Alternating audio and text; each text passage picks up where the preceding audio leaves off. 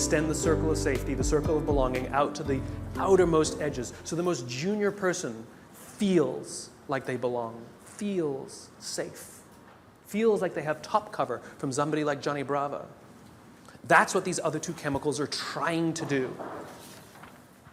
Serotonin is the leadership chemical, is responsible for feelings of pride and status.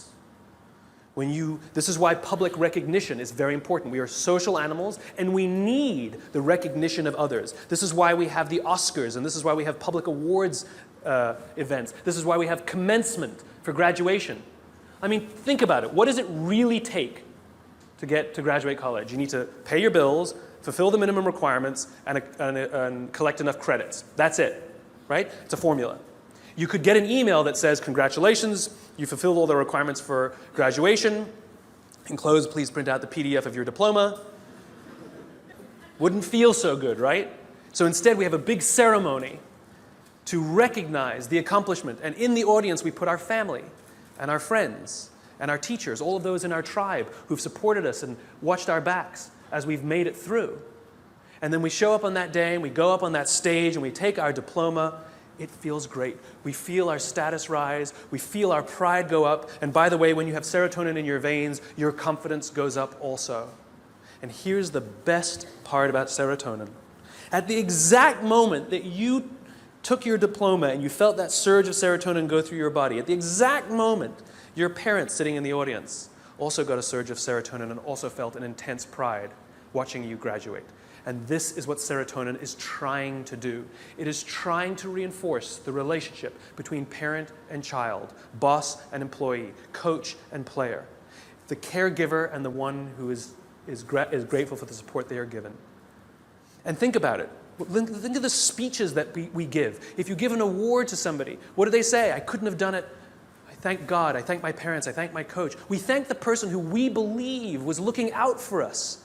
We could not have done this without them, we say. And they look at us and they say, so proud of you. And we work to make them proud. Great teams don't want to win the trophy. Great teams want to win one for the coach. They want to make the coach proud. We want to make our parents proud. And it raises our status, and it raises our confidence, and it feels good, and we in turn will look after others so that they may accomplish the same. This is what serotonin is trying desperately to do. The problem is, you can trick serotonin. We live in a materialist society, so we judge status very often in our country based on how much money you make, right? So any conspicuous display of wealth raises your status. This is why they put the logos on the outside. No good on the inside, nobody can see them. We want the red line of our Prada glasses. How good, you own a pair of designer shoes, how good does it feel to put on your Gucci shoes? Oh my God, it feels so good. You walk out and you feel $1 million. You can actually feel your confidence rise when you put on the stuff, right? Because it's showing this display of status. It feels great. The problem is there was no real relationship that was reinforced because of it. You tricked the system. That's why we keep trying to accomplish things and accumulate more and more material goods, and yet we never feel successful because there was no relationship. We tricked it. We gamed it. Serotonin is the leadership chemical. The reason I call it the leadership chemical is a historical reason, a very simple historical reason. We had a very practical problem as our animal was developing, as the Homo sapien was developing. We lived in communities of about 100 and 150 people. And there's a very practical issue, which is if we're hungry and somebody brings back food and drop a carcass on the floor, we're all going to rush in to eat. And if you're lucky enough to be built like a linebacker, you will elbow your way to the front.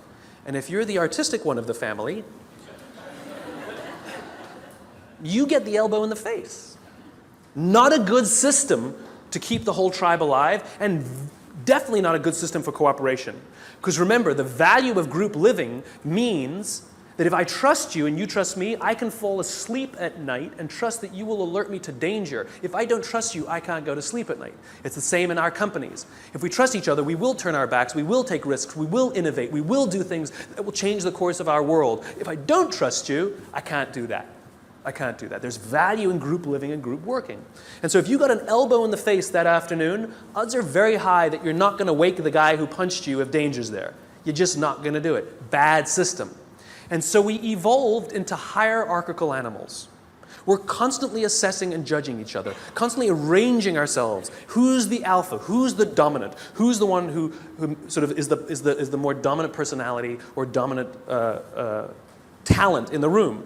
In caveman times, it might have been physical muscle. In a creative industry, it might be talent. In the military, it might be courage. There's no standard by which we judge alphas. It's relative to the industries we're in. And it's relative to us as well. If you've ever met someone and you were nervous while you were meeting them, you're not the alpha. We've all had the experience where we're meeting somebody and we can sense that they're nervous meeting us. You're the alpha. I'll tell you a little aside that's kind of funny. You know when women all live together, their menstrual cycles align, right? Assuming they're not on the pill, then it doesn't work, right? But if they're not on the pill, all the menstrual cycles go together on the same schedule. It's not arbitrary. They always align with the alpha female's schedule. And the reason is because when a woman is in her menstrual cycle, she can't bear children. And so in evolutionary terms, you want the alpha male and the alpha female to do it so you can have alpha children, right? Nice, strong, strapping kids are going to survive. But if she's off the market, that produces competition. So Mother Nature has created a very clever way that when she's off the market, everyone's off the market.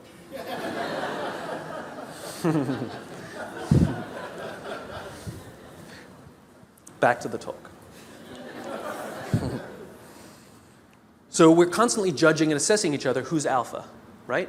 And what we do is when we assess that someone else is the alpha, we voluntarily take a step back and allow them to eat first.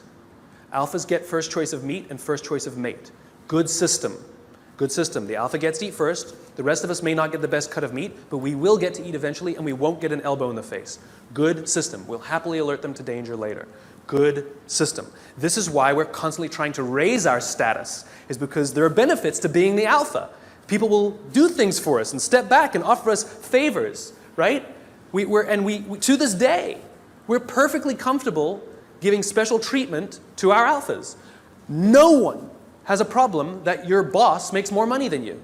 You might think he's an ass, but you don't have a problem that he makes more money. Nobody has a problem that somebody who outranks us at work has a bigger office than us.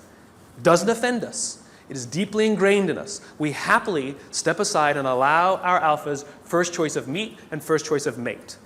It's good to be the king. There are advantages that come with being the alpha. You get special treatment. You get to eat first. People show you love and respect. It boosts the serotonin. You walk around like this. It boosts your confidence. It's awesome. But it comes at a cost.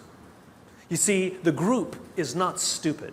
We're not giving all of that stuff away for free. Leadership, alpha, comes at a cost. You see, we expect that when danger threatens us from the outside, that the person who's actually stronger, the person who's better fed, and the person who is actually teeming with serotonin and actually has higher confidence than the rest of us, we expect them to run towards the danger to protect us. This is what it means to be a leader. The cost of leadership is self-interest. If you're not willing to give up your perks when it matters, then you probably shouldn't get promoted. You might be an authority, but you will not be a leader. Leadership comes at a cost. You don't get to do less work when you get more senior. You have to do more work. And the more work you have to do is put yourself at risk to look after others. That is the anthropological definition of what a leader is. This is why we're so offended by these banker boys who pay themselves astronomical salaries. It has nothing to do with the number. It has to do with the fact that they have violated a deep-seated social contract. We know that they made all of that money and allowed their people to be sacrificed. In fact, they may have sacrificed their people for the money. If I told you we're going to give $150 million to Nelson Mandela, would anyone have a problem with that? Nope. $250 million to Mother Teresa. Got an issue with it? Nope. It's not the number. It's not the amount of money they make. It's that we are deeply and viscerally offended that we know that we allowed them to have this alpha position and they did not fulfill their responsibility of the alpha. They're supposed to sacrifice themselves for us. Never sacrifice us for themselves. This is why we're angry and offended and don't trust them. They fail.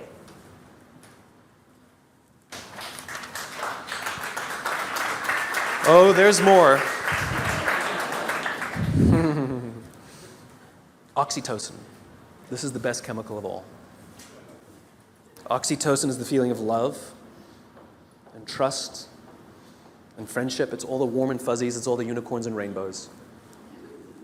It's the reason we like to spend time with our friends even if we don't do anything with them. We just sit and watch TV. We love their company. I promise you, nearly every single person sitting in this room today chose the person they're sitting next to. You're not sitting next to a stranger. You're sitting next to somebody you met, came with, or kind of know a little bit. Why? Because it makes you feel safer, doesn't it? If you got up and went and sat next to strangers, it wouldn't feel so good. That's the feeling of oxytocin. Oxytocin is that intense feeling of safety that someone's got your back. There are multiple ways you can get oxytocin. One way to get it is physical contact. Hugging feels wonderful, right? When women give birth to children, huge surge of oxytocin in their body. This is what's responsible for the mother-parent, the mother-child bond, right? It's all that oxytocin in the system. This is why shaking hands matters. Imagine you're doing a deal with someone and you're ready to sign the contract and you say, I'm so excited to do business with you. And they go, I don't need to shake, let's sign the contract, I'm also excited to do business with you. And you go, great, well let's shake on it then. They go, no, I agree to all the terms, let's get this deal done, I can't wait to work with you. You might get everything you want in the contract, but business, relationships are not rational. They're about feeling safe, they're about feeling we belong, it's human. And one of the ways we want to know that that relationship is solidified is with physical touch. Their simple refusal to touch you, to exchange that oxytocin, means one of two things will happen. You will either completely scuttle the deal or you will go into it nervous. Human bonds matter. Another way you can get oxytocin is through acts of human generosity. An act of human generosity is defined as giving of your time and energy and expecting nothing in return. Money doesn't work, sorry. If I told you that this morning I gave $1,000 to charity, what would you think of me? You'd be like, good for you. What, do you want a medal? But if I told you that last Saturday I gave up my day and I went and painted schools in the inner city, then what would you think? You'd be like, nice, cool, I should do more, right? The value of my labor, much less than $1,000, could have hired many more people for $1,000 to go paint schools in the inner city. But you see, as human beings, we put a premium on time because it is an equal commodity and it is a non-redeemable commodity. You spend money, you make money. You spend time, you'll never get it back. Some of you are sitting in this room right now saying, I will never get this time back. I got nothing for you. So we put a premium on people who give us their time and energy. A leader who says to you, I'll pay for something for you, is not a leader. A leader who comes and sits down next to you and says, how can I help you, is a leader. I was talking to some oil executives, and they were trying to convince me that they really care about how fulfilled and how happy their employees are at work, to which I said, no, you don't. And they said, no, we do. And I said, no, you don't. And they said, yeah, we do. You see how this went. And I said, I bet you hired some high-priced consultancy to come and do a web survey about whether people like their jobs or not. And they said, well, we didn't hire a consultancy. I said, okay, so it's kind of like sending your son an email, right? Dear son, your mother and I care that you feel like a valuable part of this family. Please tell us candidly what we can do better so that you feel like you belong here because we really love you. Love, Dad. Or you go into his room, you sit on his bed, and you say, hey, son, your mom and I really care that you feel like a valuable member of this family. Please tell us candidly what we can do better because we want you to feel like you belong and we really love you. Same words, same intention, same desire. The difference is one you gave time and energy and the other one you didn't. This is the problem with email. It's too easy. It's too easy. There's no time and energy expended. It's too easy. Don't feel anything.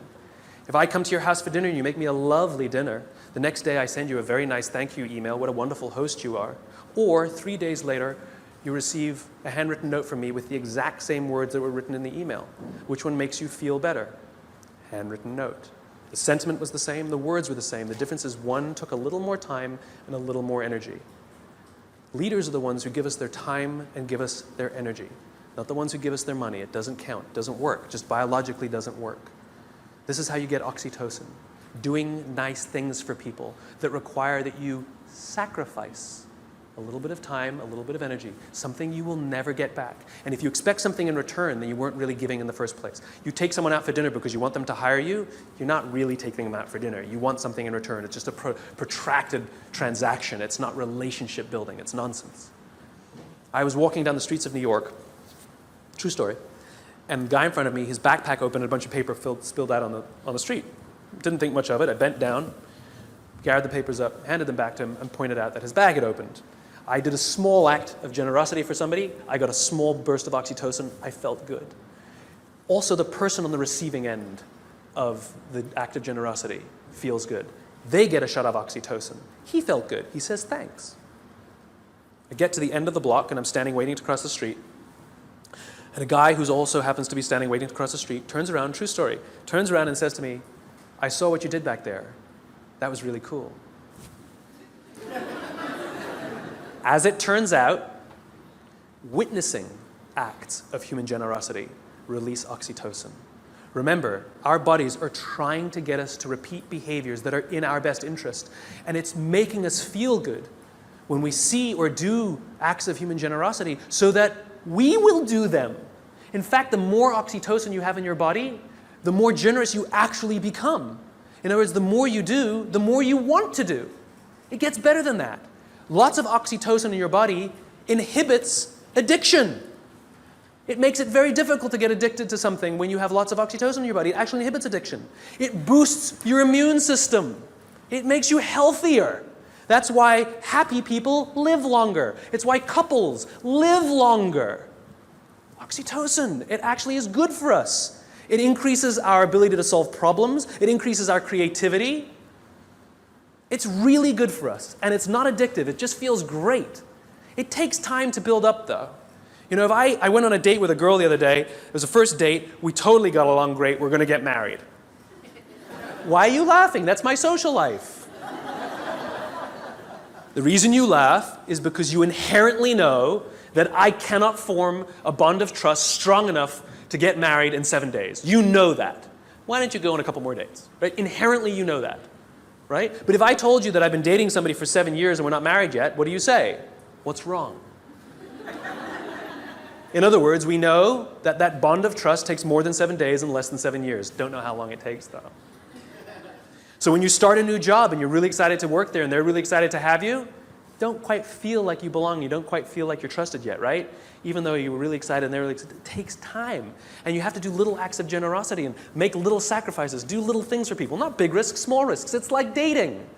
You know, you don't start by buying them a diamond. You start by taking them for lunch, buying them a drink, you know? Little bits. Then they take you out, or you take them out again. You do something a little bigger. Then you do that in a movie. Then they come over, and then you buy them flowers, and then you say, "I love you." And one day you wake up in the morning. It's like you press this belief button. You just, I'm in love.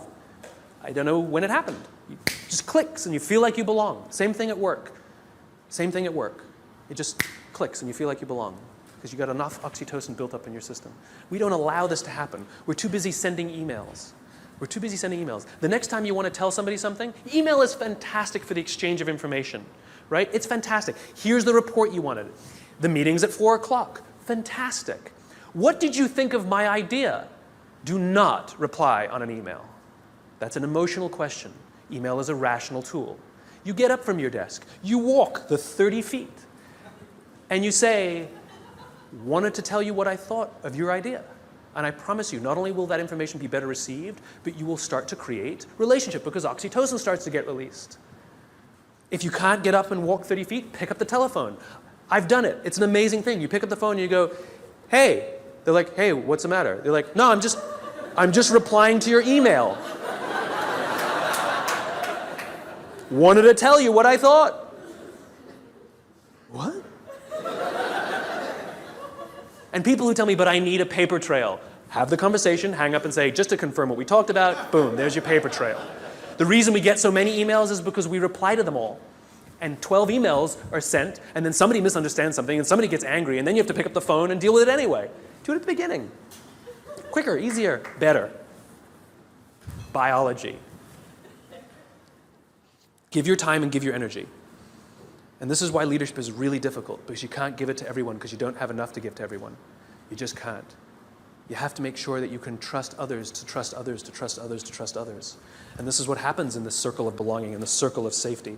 This is what effective bureaucracy is, which is, as the CEO, as the leader, or whatever your job is, you have one responsibility and one responsibility only, which is to make sure the people you know that you have physical contact with, you know their names, are confident and feel looked after, and encourage them to do the same for the ones who work beneath them, who work beneath them, who work beneath them. And when this group of people really feel safe, then they will invite in the customer to also feel safe. They will talk to these people as if they are human. I actually flew on an airline recently, and I was appalled at how I was treated. It was disgusting. It was like cattle, right? And I said something. I said, "Why do you treat people like cattle?" And she literally said to me, "I'm sorry, sir, I have to do it or I'll lose my job." What did she tell me? My organization that I work for doesn't make me feel safe. I don't feel like I belong. So I'm going to treat you like dirt to protect myself. As opposed to somebody who feels safe and says, "Sir, I will do everything in my power to make sure that you feel happy and good because I'm not worried." That's called a highly effective organization. There's one more chemical I haven't told you about. It's a big C. Cortisol. Cortisol is the feeling of stress and the feeling of anxiety. We share these chemicals with all the social mammals. And so when you see a herd of gazelle, you've all seen the documentary on Discovery or whatever, right? You see a herd of gazelle grazing, and one of them thinks they hear a rustle in the grass, and they go, head, right? That's what cortisol does. Cortisol is designed to keep us alive. It is the first stage of fight or flight. It makes us paranoid. It makes all of our senses hyper-attuned to look for danger. It injects glucose into our muscles to make us stiff and ready to go in case we need to fight or flight. It increases our heart rate like crazy, right? And it makes us start looking. It makes us paranoid to find the danger. And the cool thing about cortisol when you work in a social environment is if other people sense that you're nervous, they get nervous. So all the other gazelle go, they didn't hear anything. They just saw Steve over there get really freaked out. And so they got all freaked out. And now they all start looking for the danger. Good system. And one of them, who didn't even hear the initial rustle in the grass, sees the lion, runs, they all run, they all live another day. Good system. So that when we go to work and somebody says, "I think there's going to be layoffs," all of us are like, "What do you mean? Wait, we're all paranoid now. We're all freaked. I shouldn't have talked in that meeting." We start to get crazy. We start to get paranoid. Our hearts start to race. That's what cortisol does. It's trying to keep us alive. You wake up in the middle of the night, you hear a bump in the middle of the night. What's the first thing you do? You wake the person next to you. And then what do? They go, And if there's nothing there, you go and trust your eyes, right? You go looking for it. We're visual animals, right? If there's nothing there, you go like this. Cortisol leaves our body, and we relax, and our heart rate goes back down.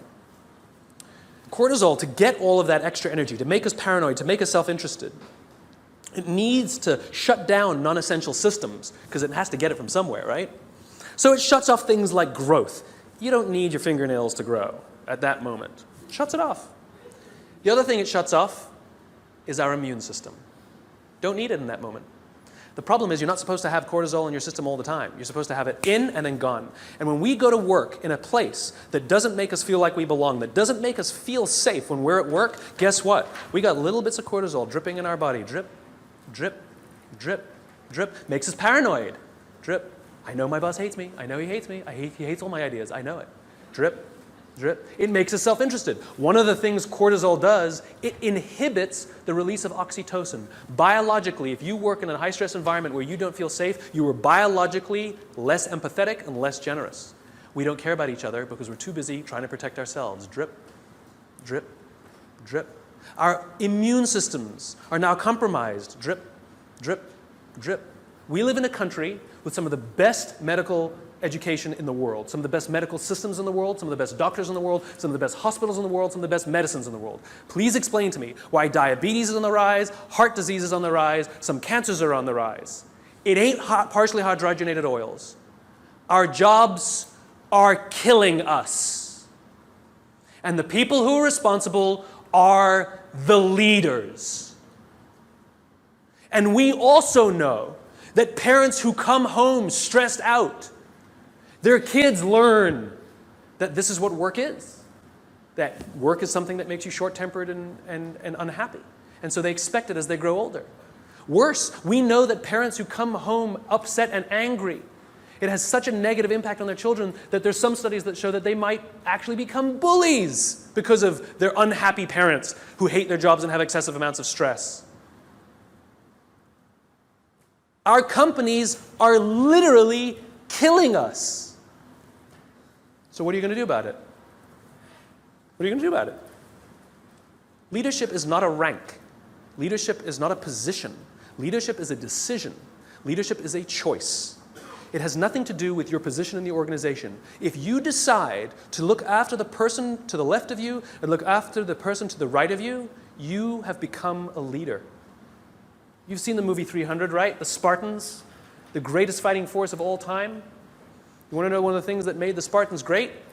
Wasn't their muscles, wasn't their spears. It was their shields. They stood shield to shield, and the phalanx was strong because those shields were big. And they were told when they were young children, you either bring your shield home or you come home on your shield. The punishment for losing your shield was tremendous in battle. Because if you lost your shield, that means you cannot protect the person to the left of you and the person to the right of you, and you have destroyed the phalanx. It's the shield that matters, not the spear. Not the spear. It's your willingness to sacrifice yourself, not your life, maybe your credit, maybe your little time, maybe a little energy, maybe your time, maybe getting up from your desk and talking to somebody for 30 minutes instead of sending a 3-minute email. It's your willingness to sacrifice for someone, to hold that shield up so that they feel safe, that makes you a leader. And you want to know how you beat a dopamine addiction? If you're worried that you're addicted to performance and all those dopamine things,